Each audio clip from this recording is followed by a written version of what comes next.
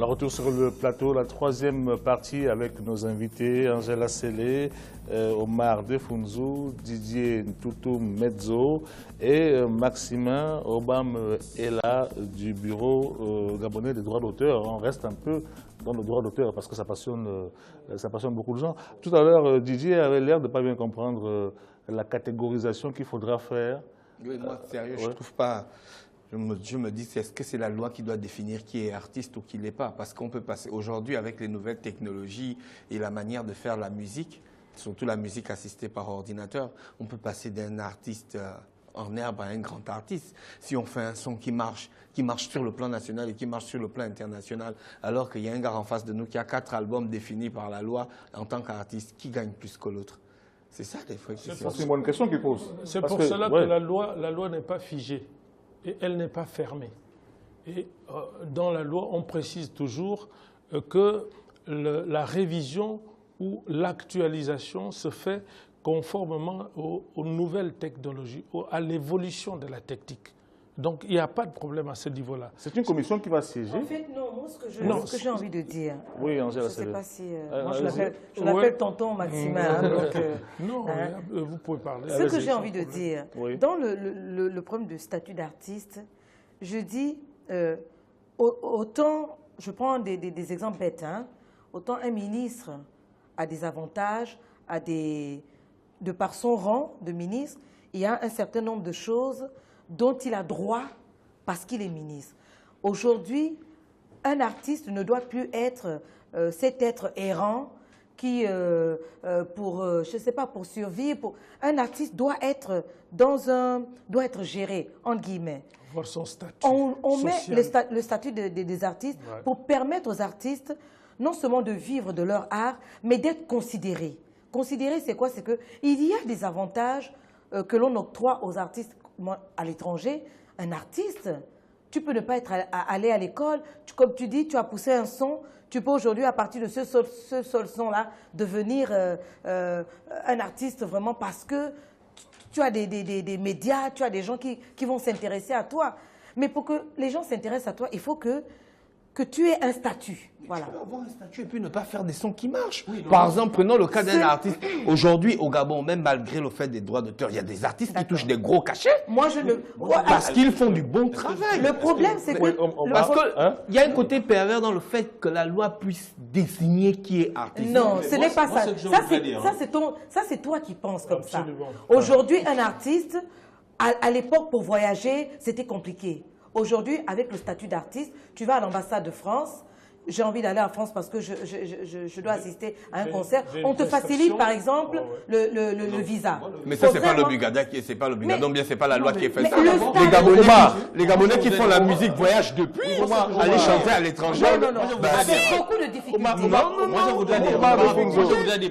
S'il vous plaît. Une personne à la fois. Aller faire des shows. Une personne à la fois. Moi, je voudrais dire par rapport à ce qu'il disait. Moi, je trouve même que s'il y a un grand problème, s'il y a un gros problème dans la mise en place du droit d'auteur, c'est parce qu'il n'y a pas un statut d'artiste clairement défini. Il faut qu'on trouve un cadre juridique pour encadrer les artistes. Le droit d'auteur oui, est déjà mis en place non, depuis pas ça. 1987. Il faut catégoriser les artistes. Et je crois que la loi, du 23 février 2015 portait sur ça. Il faut catégoriser les artistes. Trois catégories, les professionnels, les semi-professionnels et les amateurs. Maintenant, qu'est-ce qui se passe? Je vais prendre l'exemple tout simple du football. Quand lui dit que, bon, maintenant, il y a un artiste qui a 4 CD, mais qui ne marche pas, et il y a un jeune qui est en forme, qui doit gagner plus. Mais c'est comme dans le foot. C'est comme dans le foot. On choisit que toi, tu es en 3e division. C'est des gens qui ont statué sur ça, qui ont mis des catégories. 2e division, ensuite il y a la 1re division. Et même à la 1re division, tout le monde ne touche pas le même salaire. Nous voyons bien que Neymar qui vient d'arriver, il a eu un gros transfert. On va le comparer par exemple à un ancien joueur comme... je vais prendre par exemple Yaya Touré, mais ça ne va pas être le même montant. Et pourtant, Yaya Touré, il y a longtemps, il joue dans le championnat anglais où je ne sais pas trop. Donc moi, je pense qu'on doit trouver un statut juridique pour l'artiste qui va nous permettre à nous, comme la grande sœur disait, moi quand je voyage pour aller en France, on me dit oui, le passeport, oui, tu fais quoi, tu es artiste, qu'est-ce qui nous prouve? Oui, mais moi je suis obligé d'aller chercher des affiches.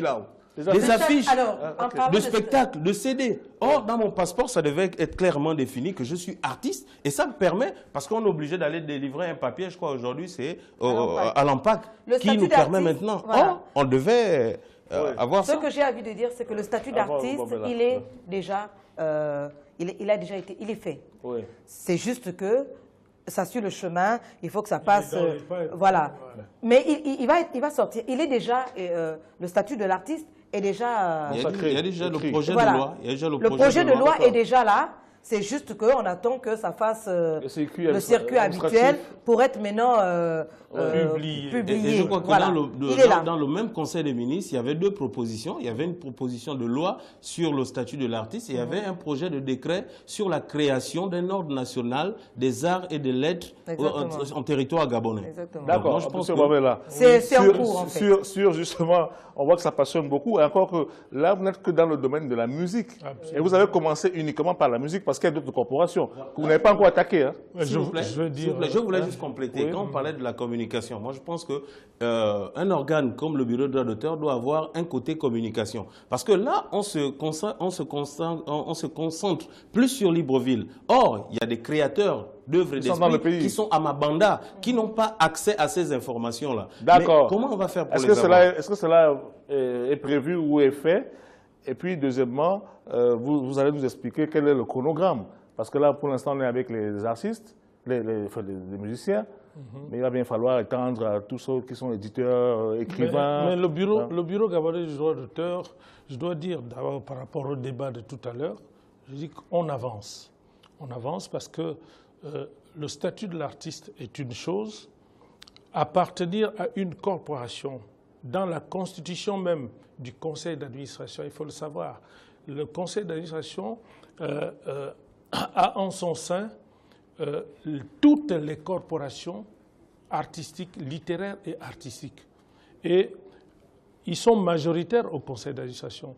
C'est déjà une première étape. Ils représentent donc chaque corporation pour défendre leurs intérêts au niveau du Bugada. Mais chez nous, par exemple, chez les humoristes, qui représente les humoristes? Non, mais parce que moi, quand le DG, moi je suis surpris. C'est Marocco, hein, Ben vous voyez que même nous-mêmes, les humoristes, nous ne sommes pas informés. Alors, voilà, les problèmes commencent. Non, c'est pourquoi? Parce qu'il y a un problème de communication. Voilà. Il n'y a même pas de problème de communication. Mais ça s'est passé comment au niveau des choix? Parce que vous considérez que nous avons notre représentant et qui ne vient pas nous faire le rapport. Nous, on n'est pas informés. Comment s'est opéré le choix des représentants? Je pense que ceci s'est passé publiquement après plusieurs communiqués et après plusieurs convocations. On a invité toute la famille artistique, littéraire et artistique à venir au ministère et on les a laissés, corporation par corporation, pour se constituer et désigner leurs représentants. Apparemment, des Fouzou étaient à l'étranger. C'est toujours... Non, s'il vous plaît, ça ne pose pas de problème. Non, moi je ne dis pas que ça pose pas. Ça pose problème si nous ne savons pas qui nous représente. Il est actif et on cite un nom de quelqu'un. Non, moi c'est même pas ça. C'est ça le vrai. Regarde, non, moi je vais expliquer. Pourquoi? Non, je vais juste dire quelque chose. Moi je ne suis pas contre que Marocco représente les humoristes. Nous le reconnaissons comme étant un humoriste. Et c'est notre doyen. Mais moi, je pense que lorsqu'on représente une corporation, on discute avec ceux qui font partie de cette corporation. Moi, en tant que président de la Fédération des humoristes, je suis surpris d'apprendre sur le plateau que nous nous sommes représentés dans le conseil d'administration. Je ne souhaitais pas être le représentant, mais au moins, en tant que président de la fédération, j'ai les contacts de tous les humoristes. Lui, il pouvait rentrer en contact avec moi, ou m'expliquer, et nous faire le compte rendu. Ça tombe très bien. Monsieur Obama est là. Monsieur Obama est là. Oui, je voudrais... Monsieur Obama est là. J'étais en train de dire justement que là n'est pas le problème. En toute œuvre qui commence a nécessairement ces petits couacs. Donc, les choses vont se régler au fur et à mesure. Il y a un certain nombre d'artistes qui ne sont pas venus. Je ne suis pas là pour jeter l'anathème sur les uns ou sur les autres. Mais tout le monde n'a pas répondu présent. Mais on a fait avec ceux qui étaient là. Et si on avait encore attendu, on aurait pu encore attendre encore 10 ans de plus parce que certaines personnes ne viennent pas. Aujourd'hui, le conseil d'administration existe. Mais ce conseil d'administration-là est renouvelé, suivez-moi bien, tous les 2 ans. Donc l'année prochaine, on le renouvelle avec justement les bureaux qui sont agréés, légalement reconnus, et aucun problème à désigner un représentant dont on attend les comptes rendus. Parce que je suis président, mais moi je pense que... Moi je suis tenté de poser la question, quels sont les canaux de communication qui ont été utilisés pour nous atteindre? D'accord, d'accord, on vous a compris le Funzu. La majorité alors, on va, Monsieur Obama, on va rejoindre l'orchestre. On va rejoindre l'orchestre et puis on continue ce débat.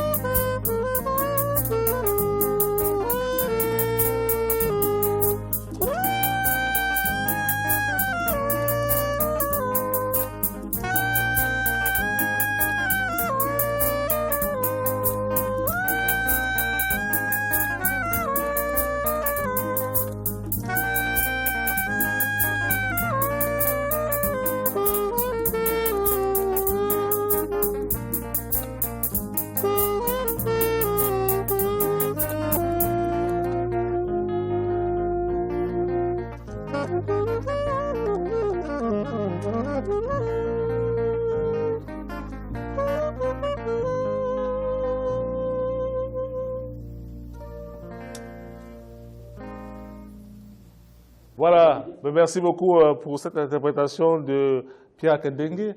Tout à l'heure, je vous ai entendu.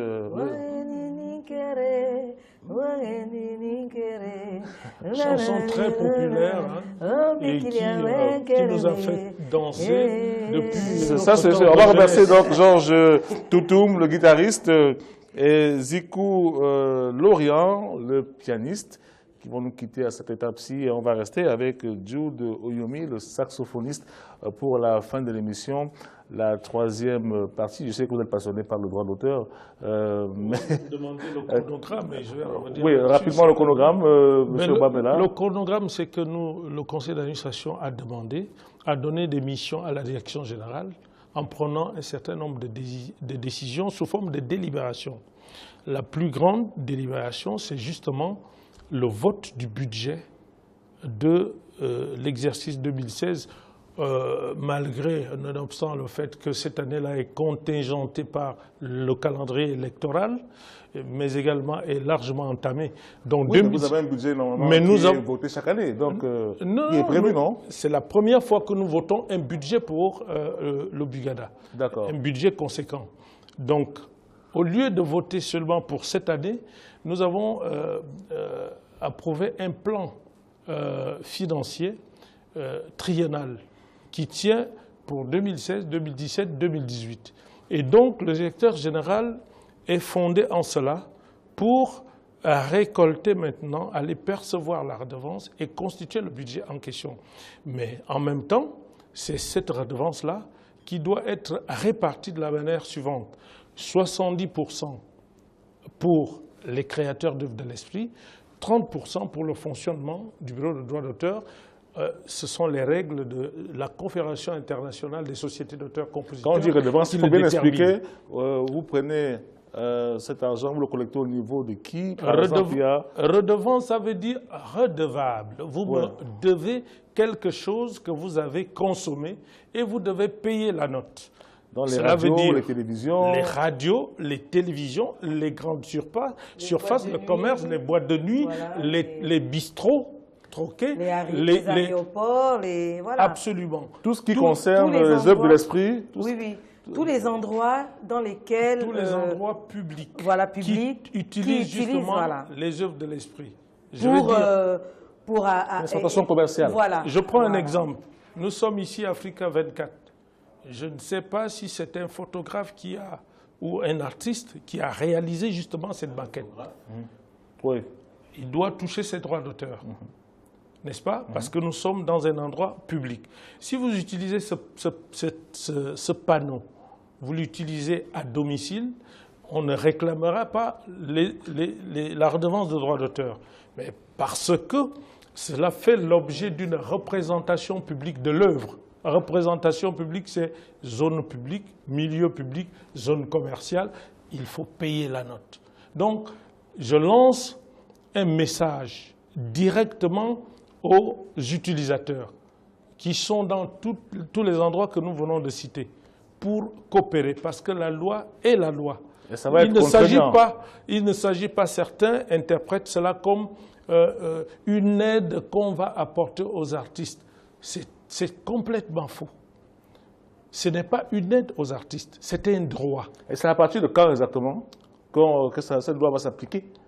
Mais il s'applique déjà. Déjà. Donc, je peux vous dire qu'aujourd'hui, le directeur général a fait le vague-messe en déposant des courriers dans certaines administrations. Je ne suis pas encore allé dans le secteur de la radio. Lundi, il ne perd rien pour attendre, n'est-ce pas? Mais non, on va s'imprégner de la loi, de la déguster point par point et puis de savoir ce qu'on doit payer. De toutes les façons. Vous êtes prêt à payer quand même? Bien sûr. De toutes les façons, ils vont coopérer parce que cela se fait partout dans le monde. Non, mais ce n'est pas vous qui décidez. Le problème, c'est que dès que vous avez déjà diffusé une œuvre, vous êtes dans le devoir de payer l'auteur de cette œuvre. Qui mérite ou qui ne mérite pas quoi. Ça. Et je continue vous consommez, de dire ça. Vous utilisez des œuvres de l'esprit. Le Bugada, qui est le gendarme, qui est le garant des droits, va venir vers vous, vous dire que bon, voilà la playlist que vous avez pendant 1 mois, 2 mois, 3 mois, bon, je ne sais pas le temps, vous nous devez tant, vous devez tant. Vous n'êtes pas là pour demander au Bugada que oui, mais dans cette playlist, on a... Non, ce n'est pas vous. La loi dit que c'est le Bugada qui vient. Je paye ce qu'on diffuse. Oui, d'accord. Mais quand vous dites que vous allez regarder la loi à fond parce qu'il faut savoir à qui on paye le mérite, ce n'est pas vous qui décidez qui mérite quoi. Je parle de mérite, c'est celui que je entends par mérite, c'est celui qui a la force artistique de passer, d'être diffusé. Parce que nous aussi, on ne va pas aller chercher. Voilà.